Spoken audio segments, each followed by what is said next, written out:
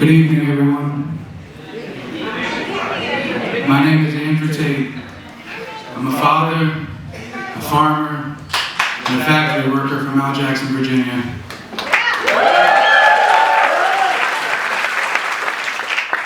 A few months ago, I wrote a letter called Living in the Shadow of the American Dream. I wrote it because I was tired of feeling invisible, tired of watching people like me, the ones who clock in, pay taxes, raise kids, and hold this country together, get talked about but never listened to.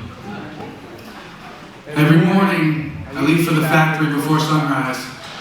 I load trucks, move pallets, track inventory, and try to make sure the food gets to where it needs to go. We're still doing the work, but the promise that used to come with it has disappeared. Wages haven't kept up. Health insurance has become a gamble.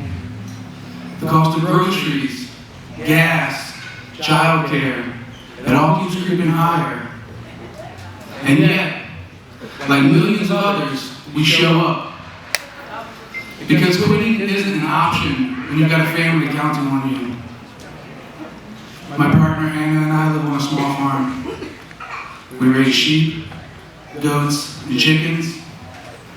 We grow what we can, fix what we have, and try to build something lasting for our children.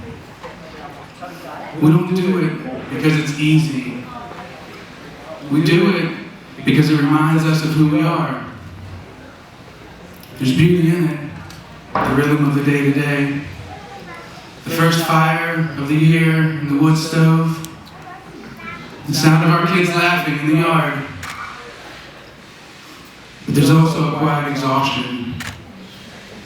And knowing that one medical bill, one missed paycheck, or one broken vehicle could set us back for years.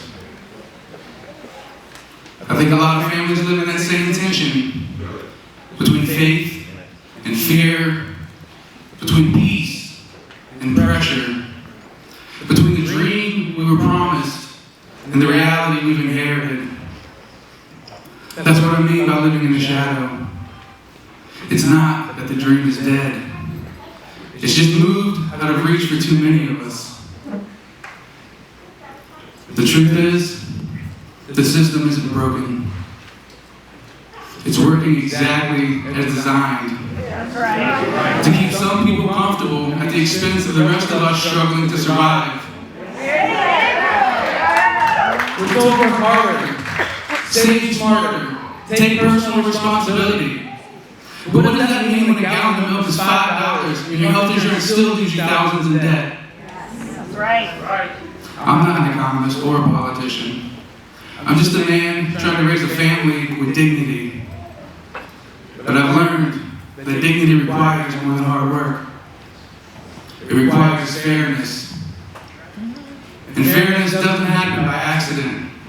It's built with intention by people who decide that the old excuses aren't good enough anymore. Amen. Yes. That's why we're here. Stories like mine, maybe stories like yours, are worth telling. They remind us that behind every policy there's a person working long hours, day in and day out, for a paycheck stretched too thin.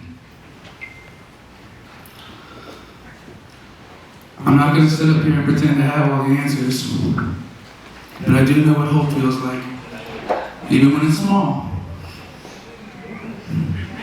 It feels like neighbors helping each other through tough times. It feels like raising kids who still believe kindness matters.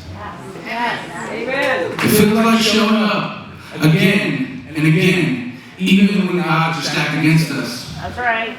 Maybe that's the point. We keep showing up because deep down, we still believe in what's possible when we take care of each other. Thank you.